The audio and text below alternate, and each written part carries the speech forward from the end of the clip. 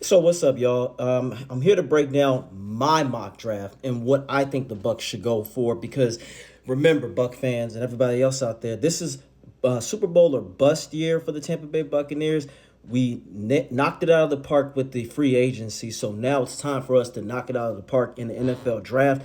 And I believe in Jason Light. I already know he's going to make things happen. So here are certain players that I do think the Bucks need to look at that will really certify this team, because right now we're just looking for depth in certain pieces to step up. We're not looking for generational talent in this draft. We're just looking for guys that'll be able to do their job, keep the rotation going, and make this team successful, just in case if some of our starters end up getting hurt, we still got depth pieces. So here we go. First on the radar, of course, is Jihad Campbell.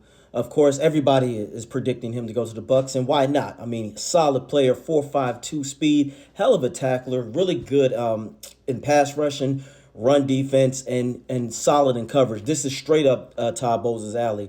The guy can do anything. He'll work in this system, and he could be the one that could possibly take take the torch from Levante David, and imagine Levante David teaching him. So this would be a great pickup for the Buccaneers. However, he might go somewhere else. Like I heard somebody say maybe the Falcons would take him, and that's not as far fetched as people think. So I got a backup guy just in case the Bucks cannot get Jihad Campbell.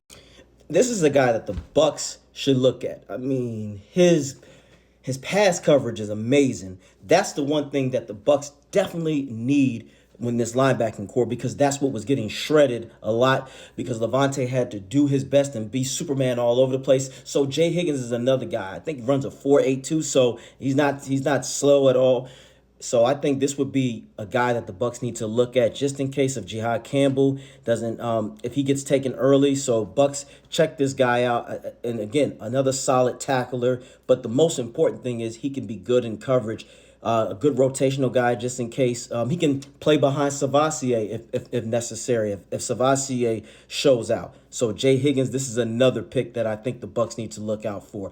Iowa guy. So you already know, conditioned. I think the Bucks need to look at him just in case Jihad doesn't, if he comes off the board. Now let's switch the story. Let's say if this guy is available, Malaki Starks. I think that the Bucks definitely, if they don't go the linebacker route and he's there in the first pick, I would not be upset if the Bucks got this guy. 4.52. He's a hell of a tackler. Run defense is good and solid coverage across the board. And I think a guy like him could be utilized very well in Bowles' scheme, because you know how he likes to do these exotic blitzes. And imagine him lined up with Winfield, a healthy Antoine Winfield. The secondary could be scary with this guy back there. All right, let's go down the safety line. Cornerback line, I'm sorry. Florida State, 4.50, Azari Thomas. He's good at tackling. But the big thing that I like about him is that he can man press, because we need a corner that is going to make Jamel Dean and other corners on our team earn their keep, because as we know, last year our secondary is what got us in a lot of trouble. And I like a guy like Azari because he's physical. And that's what Bowles is lacking at the corner, besides our other cornerback, you know what I'm saying, Zion McCullum. But we need somebody else that's going to be in depth, that's going to be able to step in and be aggressive. That's something that Bowles is going to have to do on this defense, is be aggressive. And with the addition of Hassan Reddick, now you can get a guy like Azari Thomas that can come in and immediately bring some nastiness to this secondary. And if we can't get him, Darian Porter would be another one. 4.30 speed. So for someone like Bowles, who loves to play that cushion and zone coverage, this is the guy right here, because he's nasty in that kind of coverage. And with his speed, he can recover. You can utilize him.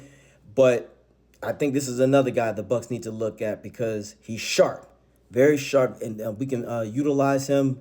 Bowles, again, just got to be aggressive. Can you imagine using his 4.3 speed? And we know that Bowles likes to get those 6-foot guys who can run 4.3s like those Jamel Deans. But hopefully, Darian Porter can pan out better.